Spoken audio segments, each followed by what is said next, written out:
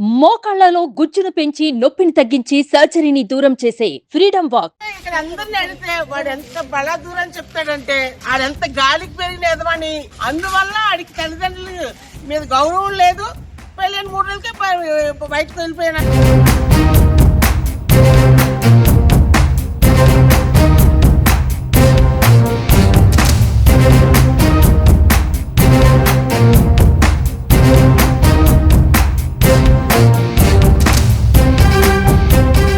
నక్షత్ర పెందుర్తిలో ఉన్నటువంటి సుజాత నగర్ లో ఉన్న అత్తింటికి చేరుకుంది. నిన్నటి నుంచి కూడా తన భర్తను మీడియా పోలీసుల ముఖంగానే రెడ్ హ్యాండెడ్ గా పట్టుకున్నటువంటి ఆమె తను ఒక బాధితురాల్ని. ఎందుకంటే తన భర్త చేస్తున్న వ్యవహారాలన్నీ కూడా మీడియా ముందు వెల్లబుచ్చుకుంది. పోలీస్ స్టేషన్ లో కూడా కంప్లైంట్ ఇవ్వడం జరిగింది. అయితే నిన్న అక్కడి నుంచే ఏదైతే నిన్న లొకేషన్ నుంచే అత్తయ్యకి కూడా కాల్ చేసి, అత్త మీ సపోర్ట్ నాకు కావాలి, నేను ఎలాంటి దాన్నో మీకు తెలుసు, ఈరోజు మీ అబ్బాయి తేజ చాలా చెప్పడానికి కూడా అసహ్యంగా ఉన్నటువంటి పరిస్థితుల్లో ఉన్నాడు, నన్నేం చేయమంటారు అని ఆమె తన అత్తతో ఫోన్ కాల్లో మాట్లాడినప్పుడు, ఖచ్చితంగా నువ్వు చాలా మంచిదానివమ్మా, వాడు అలా చేస్తాడు అని అనుకోలేదు, లగ్జరీ లైఫ్కి అలవాటు పడి చెడు మార్గంలో వెళ్తున్నాడు, నేను మీకు సపోర్ట్గా ఉంటాను అని కూడా ఆమె చెప్పడం జరిగింది. ఈరోజు ఉదయం 7 గంటలకే తను తన అత్త మామను కలిసేందుకు వచ్చింది నక్షత్ర.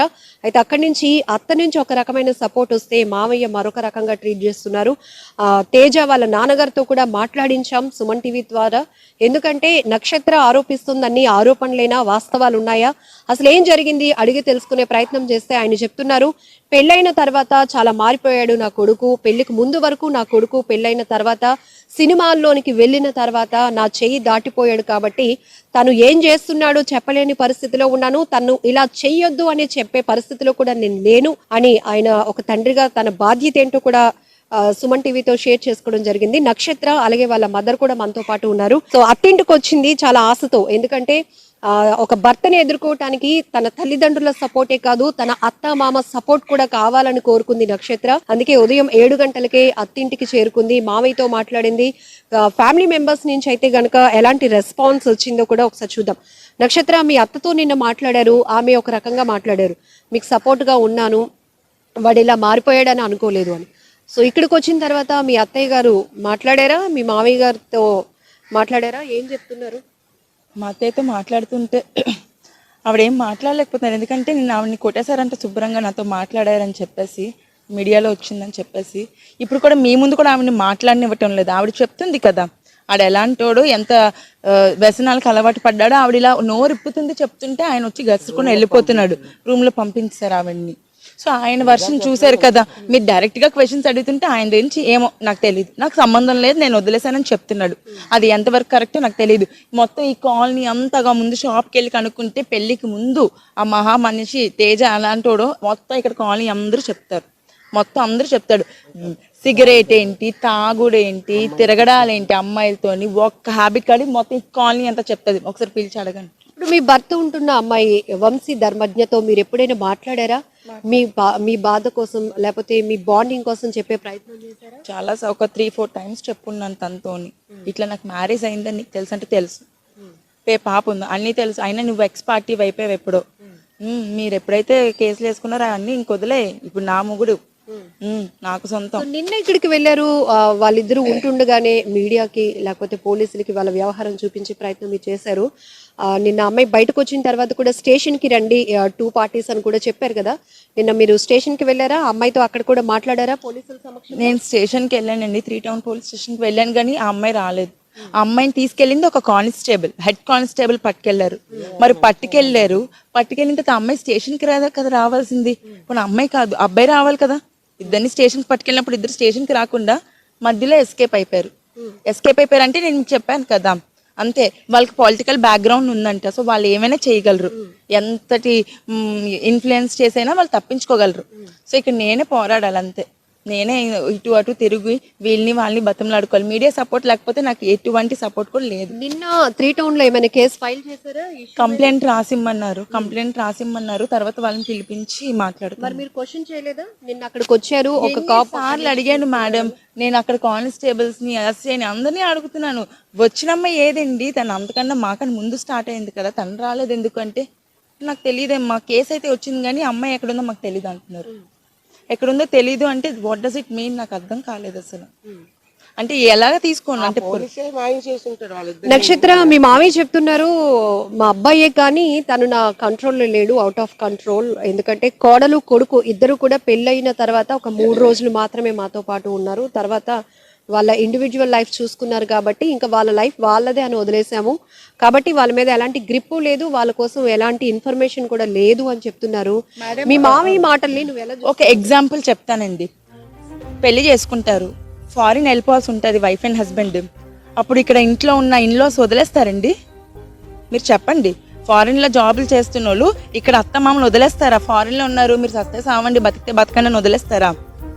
ఇప్పుడు పెళ్ళయింది, ఆ అబ్బాయి ఇక్కడ ఉండలేను, మనం వేరేగా ఇండివిజువల్గా ఉండాలని నా కోరిక అని చెప్పి నన్ను వేరే ఇంట్లో పెట్టాడు. ఆ అబ్బాయికి ఇక్కడ భయం లేక ఆ మాట అడిగి నన్ను చెప్పి తీసుకెళ్ళిపోయాడు. పెళ్ళైన కొత్తలో నేనేం మాట్లాడతానండి? ఉండమంటే ఉంటాను, వెళ్ళిపోదామంటే వెళ్ళిపోతాను. భర్త ఏం చెప్తే అది చేస్తాము. తను అదే అన్నాడు వెళ్ళిపోదామని. మరి నేను పట్టించుకోలేదు అంటే అడిగే బాధ్యత వాళ్ళ తండ్రికి ఉంటది కదా. ఎవడరా మీరు వెళ్ళిపోవడానికి, మీరు ఇక్కడే ఉండండి అంటే ఉంటాం కదా. అలా బాగుంది అది. వాళ్ళు తెలుసుకోవాలి. మీరు చాలా హోప్ తో వచ్చారు. నిన్న మీ అత్తయ్యతో మాట్లాడినాక తను నాకు చాలా సపోర్ట్ గా ఉంది, మా మావయ్య కూడా సపోర్ట్ చేస్తారని ఉదయం 7 గంటలకే ఇక్కడికి వచ్చారు. వాళ్ళ మాటలు చూస్తుంటే మీకు సపోర్ట్ గా ఉంటారనిపిస్తోందా? ఒకవేళ సపోర్ట్ లేకపోతే మీరు ఈ ఫైట్ ని ఎట్లా ముందుకు తీసుకెళ్తారు? నిన్న మా అత్తయ్య మాటలు విని నాకు చాలా సపోర్ట్ వస్తుందని నేను యాక్చువల్లీ చాలా ఫీల్ అయ్యాను.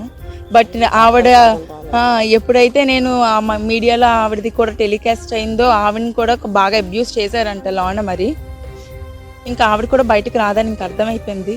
మరి కొడుకు కదండి, కొడుకు పెద్ద టెర్రరిస్ట్ అయినా తల్లిదండ్రులు సమర్థిస్తారు అనడానికి మా మామయ్య గారు పెద్ద ఎగ్జాంపుల్. మా తండ్రి వెనకేసుకొస్తున్నాడు కదా. కొడుకు ఎదవైనా సరే అంతే. ఆయన కొడుకులు అందరూ అంతేనండి, అందరూ అంతే. అందరూ బాగోతారు బయటకు తీసుకెళ్ళాలంటే బోల్డ్ తీసుకురావాలి. అమ్మా, మీరు కూతుర్ని పట్టుకొని వచ్చారు. వాళ్ళు మంచి వాళ్ళు అని కూడా నిన్న మీరు స్టేట్మెంట్ ఇచ్చారు. వాళ్ళు మంచి వాళ్ళండి, వాళ్ళ అబ్బాయి చేస్తున్నది వాళ్ళకి ఏమీ తెలీదు. ఇప్పుడు నిన్నంతా తెలుసుకున్నారు కదండి, మీరు ఏం చెప్తారు అన్నా కూడా ఆయన నుంచి ఏం సమాధానం రావట్లేదు. ఇప్పుడు నిన్న 12 అవుతుంది, నిన్న మధ్యాహ్నం 12 గంటల్లోని వాళ్ళ ఆఫీసర్ని చెప్పుకునే రూమ్లోని వాళ్ళిద్దరూ చీకట్లో దొరికిపోయారు రెడ్ హ్యాండ్లుగానా. అంటే చిన్న పిల్లాడిని అడిగినా చెప్తాడు ఏంటి అది తప్పు అని. వాళ్ళు చేస్తుంది తప్పుడు పని కాబట్టి ఆ టైంలో వాళ్ళిద్దరు పడుకున్నారు, బెడ్ ఉంది, అన్నీ క్లియర్ కట్గా మీడియా వాళ్ళు ఉన్నారు, మీడియా తీసింది, పోలీసులు ఉన్నారు, అన్నీ చేశారు. మరి ఒక తండ్రిగా తప్పు అని చెప్పలేకపోతున్నాడు ఏంటి, తెలియదని చెప్తాడు ఏంటంటే. అతను ఎర్రాడా? అతను ఏమైనా అంత ఎర్రాడైతే పిల్లల్ని ఎలా పెంచుతాడండి? తప్పు అని చెప్పలేకపోతే చెప్పండి. కట్నం నేను చేతులారా తీసుకోలేదు. ఒకవేళ వాళ్ళు బాగా ఉన్నవాళ్ళు కాబట్టి అల్లుడిని బాగా చూసుకోవాలి కాబట్టి ఇస్తే ఇచ్చి ఉండొచ్చు కాక అంటున్నారు ఆయన. ఇప్పుడు కట్నం ఉంది అతని చేతిలో పెట్టాం కదండి, మధ్యవర్తుల చేతిలో పెడతాం.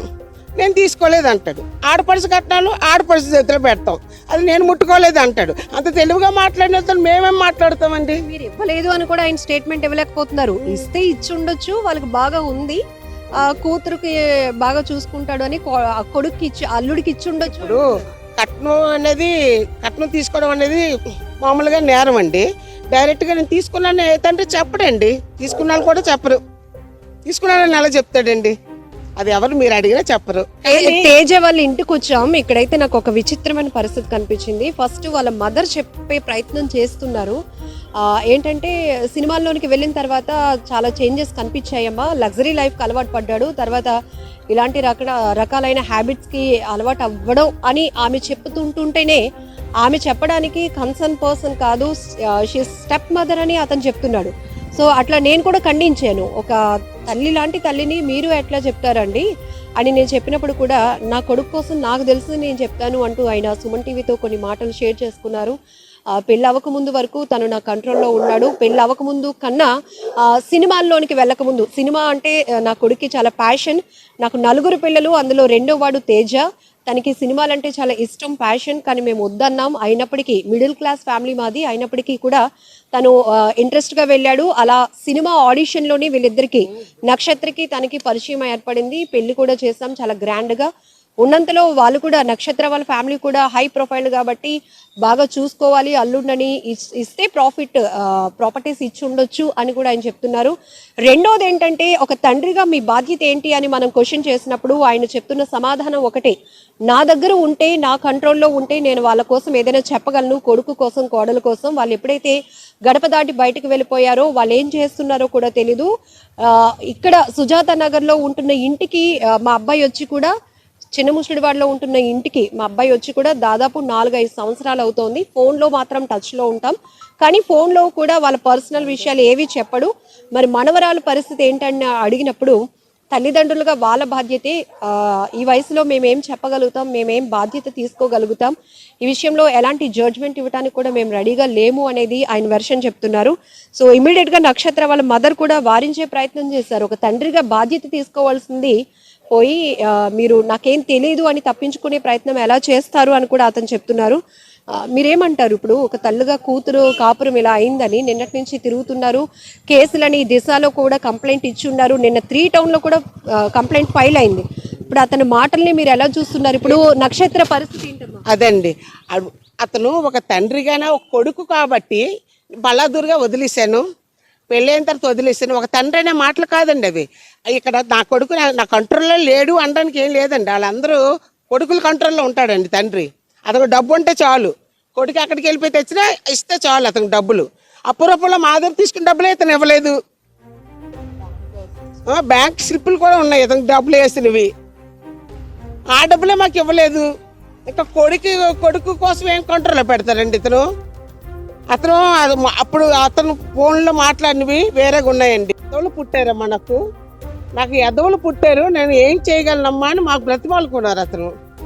ఇప్పుడు వచ్చి అంత ఇదిగా ఒక రూమ్లోని ఒక అమ్మాయితో కొడుకు దొరికిపోతే నాకేమీ తెలియదు అనే తండ్రిని ఇతన్నే చూస్తున్నానండి నేను. చిన్న పిల్లల్ని అడిగినే వాళ్ళు ఏదో బ్యాడ్ పని చేస్తున్నారు, అందుకే డోర్ వేసుకొని ఉన్నారు.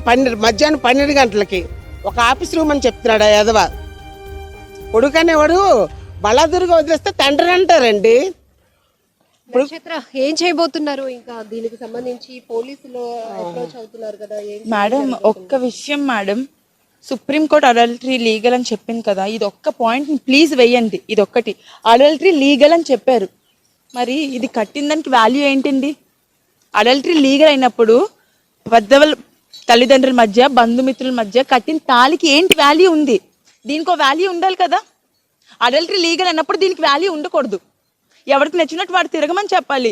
అడల్టరీ లీగల్ అవ్వడం వల్లే ఇలాంటి నీచులు రోజుకొకరు తయారయ్యి, రోజుకొక కామాంధుల కింద తయారయ్యి, రోజుకొక దాన్ని ఉంచుకొని డైరెక్ట్ మీడియాకి స్టేట్మెంట్ ఇచ్చాడు కదా మా హస్బెండ్, షీఈ్ మై వైఫ్ అని ఇంకొక దాన్ని చూపిస్తున్నాడు మీడియా ముందు, పళ్ళ ముందు చెప్తున్నాడు ఆ మాట. జస్ట్ బికాస్ ఆఫ్ సుప్రీంకోర్టు తీర్పు ఇవ్వడం వల్లే. అది నేను స్ట్రాంగ్ గా నమ్ముతాను. అది లేనప్పుడు దీనికి వాల్యూ ఇవ్వకూడదు. ఇది ఎందుకండి? అప్పుడు హిందూ ధర్మాన్ని ఎందుకు అంత వాల్యూ ఇవ్వడం ఎందుకు? పెళ్లిళ్ళు చేసుకోవడం ఎందుకు? ఈ తాళికే కదా వాల్యూ ఉంది. ఓహో, పెళ్ళి అయితేనే నేరం అమ్మా, లివింగ్ లో ఉంటే నేరం కాదంటున్నారు. మరి పెళ్లి తర్వాత అయ్యింది కార్యక్రమం కదా లివింగ్ అంటే, మరి ఆ కార్యక్రమం ముందు కానిస్తే తప్పు కదా మేడం? సుప్రీంకోర్టు ఇచ్చిన తీర్పు అది ఏ రకంగా ఇచ్చింది మేడం? చెడిపోమని ఇచ్చిందా? పెళ్లి చేసుకుంటారండి ఎవరైనా? కాదండి, ఒక్కటే అడుగుతున్నాను, మొత్తం ప్రపంచానికి దీనికి వాల్యూ ఏంటి? దీనికి వాల్యూ చెప్పమనండి. ఏ సుప్రీం కోర్టు కదా, ఏ కోర్టు అయినా దీనికి వాల్యూ చెప్పమనండి. నాకు కట్టింది మా హస్బెండే కదా, మొత్తం సొసైటీ ముందు కట్టింది తాలే కదా, దీనికి వాల్యూ ఏంటి? అడల్టరీ లీగల్ అయినప్పుడు దీనికి వాల్యూ చెప్పమనండి. తండ్రికి తెలియదని చెప్తున్నాడు. నక్షత్ర, నిన్న ఒక్కసారిగా మీరు కంట్రోల్ తప్పారా? అక్కడ ఉన్న పరిస్థితులు ఎందుకు మీరు చేసుకోవాల్సి వచ్చింది? మళ్ళీ మీ మెడ పట్టుకొని మీ భర్త బయటకు ఎందుకు తోసేశాడు? నిన్న మీరు లోపలికి వెళ్ళినప్పుడు ఎలాంటి పరిస్థితుల్లో మీరు కంట్రోల్ తప్పాల్సిన పరిస్థితి? మేడం, ఒక ఆడది, ఒక భార్య స్థానంలో ఉన్న నేను నా భర్తను ఇంకొక దాని పక్కన పడుకోవడం చూశాను మేడం.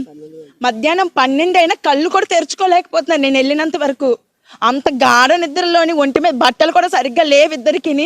అలాంటి స్థితిలో చూసి నేను ఏమైపోవాలి మేడం? నేను కట్టుకున్న భార్యను మేడం, నా భర్తను ఇంకొక స్త్రీతో చూసి నేను ఎలా కంట్రోల్ తప్పకుండా ఉంటాను మేడం? నేనే కాదు మేడం, ఏ భార్య అయినా ఆ స్థితిలో అంతకన్నా కంట్రోల్ తప్పుంటారు. నేను చేసిన పని కూడా అదే. దయచేసి ప్లీజ్ ఇలాంటి ఆడవాళ్ళు ఎంతో మంది మగ్గిపోతున్నారు మేడం, బయటికి రాలేక.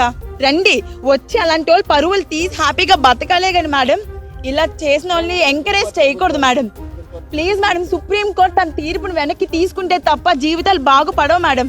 లేదా నాలాంటి కేసులు రోజుకొకటి 100 పుట్టుకొస్తాయి. నక్షత్ర, కొంతమంది పబ్లిక్ నుంచి కూడా వస్తున్న ఒపీనియన్స్ చెప్తాను.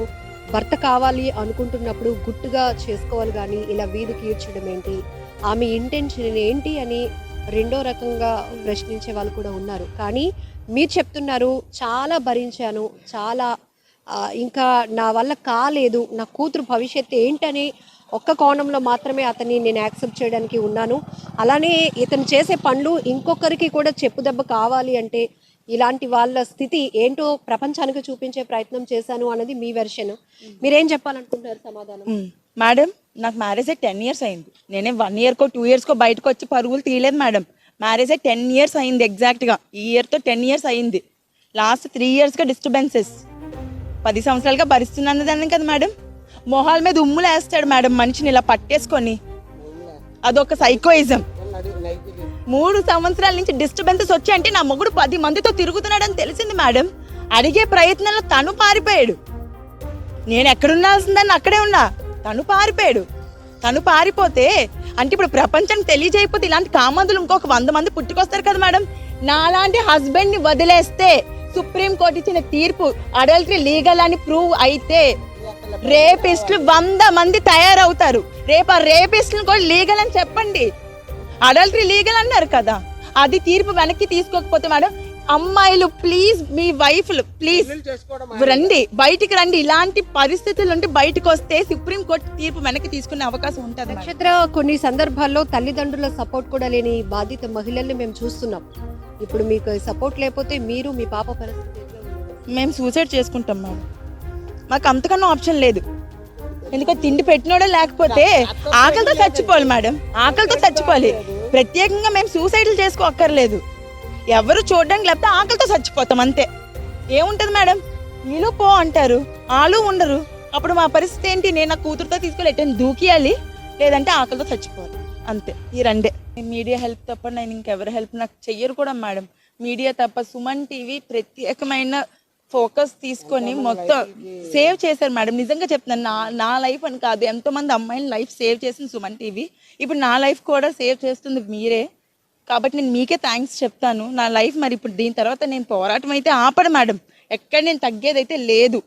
నాకు న్యాయం జరిగేదాకా పోరాటం చేస్తాను. అంటే మీ భర్త నుంచి మీకు థ్రెట్ ఉంది అంటున్నారు. మరొక వైపు వాళ్ళిద్దరూ ఉన్న చోటుకి మీరు ధైర్యంగా వెళ్ళగలిగారు మీ మదర్ని తీసుకొని. ఒకవేళ నిన్న పోలీసులు మీడియా లేకుండా ఉంటే చంపేస్తాడు మేడం ఆన్ స్పాట్. ఎందుకంటే పెళ్ళైనప్పుడే ఇగోండి ఆ సెకండ్ హౌస్ లో ఉండేవాళ్ళం మేము. అక్కడే పెద్ద గొడవ అయిపోతే నన్ను గోడకేసి కొట్టేసి లెఫ్ట్ లో ఐ బ్లర్ చేసి ఇలాగా ఇగోండి ఇలాగా మొత్తం ఈడ్చుకొని వెళ్ళిపోతే ఇదంతా బ్యాక్ బ్లడ్ వచ్చేసి కడుపులో తన్నేసి ఇంటికి వచ్చి నేను స్లీపింగ్ పిల్స్ మింగేశాను. ఆ ఇంట్లో ఉండేవాళ్ళం అప్పుడు. అలా చేసిన మనిషి నేను మా అమ్మ వెళ్తే ఇద్దరిని అక్కడే పూడ్చిపడేస్తాడు. ఎవరి సాయం లేకుండా వెళ్ళిపోతే ఏం లేదు. జిమ్ బాడీ అంటే స్టెరాయిడ్స్ వేస్తాడు మేడం, స్టమక్ కి వేస్తాడు స్టెరాయిడ్స్. ఆట్రోపిన్ అని ఒక మెడిసిన్ స్టమక్ కి వేస్తాడు. ఆడు జిమ్ బాడీ పెరిగిపోవాలనో మరి ఇంకేం చెయ్యాలనో. ఆడు జిమ్ బాడీ అంటే ఆడు కొడితే ఎవడైనా చచ్చిపోతాడంట. మేము ఒకసారి డాక్టర్ తీసుకెళ్లి చూపించాం, మా హస్బెండ్ ఇలాంటిది వాడుతున్నాడు అంటే ఇమీడియట్ గా జైల్లో వేస్తారు ఇలాంటి డ్రగ్స్ తీసుకుంటే అన్నారు. అది కూడా మా ఇంట్లో ఉన్నాయి. ఆ బాక్స్ ఉంది, వాడు వాడే బాక్స్ ఉంది. వాడికి బ్లడ్ టెస్ట్ చేస్తే తెలిసిపోద్ది వాడి ఒంట్లో ఎంత డ్రగ్ ఉందనేది. ఇప్పుడు ఏం న్యాయం కోరుతున్నారు? ఎందుకు మీ పోరాటంలో ఏం మేడం, పోలీస్ స్టేషన్ కి వెళ్ళేటప్పుడు నేనే తప్ప వాళ్ళెవరు లేరు మేడం. మా హస్బెండ్ కానీ ఆ అమ్మాయి కానీ ఇద్దరు లేరు అక్కడ. వాళ్ళే ముందు స్టేషన్ కి వెళ్ళారు. అసలు ఏంటంటే కౌంటింగ్ టైం కదా, 2 రోజులు ఆగండి అమ్మా, కౌంటింగ్ టైం కదా, మా పక్కనే నాకు డ్యూటీ వేశారు. కౌంటింగ్ అది కరెక్టే కదా, కౌంటింగ్ టైం అమ్మా, అయితే 7వ తారీఖున రండి అప్పుడు మాట్లాడదాం అన్నారు. సిఎస్ చెప్పారండి, 3 టౌన్ స్టేషన్ నుంచి. ఆ సార్ బాగానే స్పందించారు, మాట్లాడారు. అయితే ఇది మాత్రం చెప్పారు, ఇప్పుడు కౌంటింగ్ టైం కాబట్టి కొద్దిగా బిజీగా ఉంటామమ్మా, మాకు డ్యూటీలు వేశారు, 7వ తారీఖున రండమ్మా అని అతని నెంబర్ కూడా ఇచ్చారు, అతని పర్సనల్ నెంబర్ కూడా ఇచ్చారు. నక్షత్ర, ఇప్పుడు ఈ ప్రస్తుతం ఉంటున్న వంశీ ధర్మజ్ఞతో పాటు ఇంతకు ముందు నుంచి కూడా మీ హస్బెండ్ కి చాలా మంది అమ్మాయిలతో కాంటాక్ట్స్ ఉన్నాయన్నారు. వాళ్ళలో ఎవరు బాధితులు ఉండి ఉంటారు అనుకుంటున్నారా?